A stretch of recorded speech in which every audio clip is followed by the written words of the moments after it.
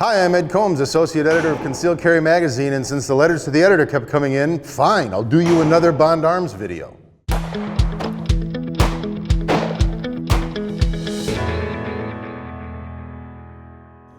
I kid a bit with Bond Arms. We're big fans here at the USCCA, and if this is the kind of gun you want to carry, this is the kind of gun that we want you to carry. Last time I tested some of the PDX-1 Defenders, the shot shells from Winchester. This time I'm going to be testing some of the V-Crown from SIG in .45 Colt.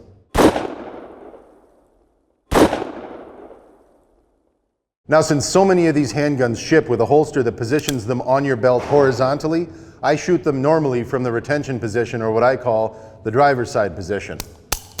Like that, like you would during an attack if someone were coming up to your vehicle.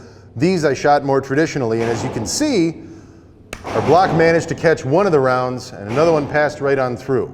However, about another 30 feet down range, there it was, just a sit. I'm interested in digging around in this block and seeing exactly what happened. The one that went all the way through, we've already noticed there wasn't a whole heck of a lot of deployment, but there's another side to that. The .45 Colt was never intended to be a super velocity charge, dating back to its inception in the 1870s. What these were designed to do was to be a big bullet, going slow and hitting hard.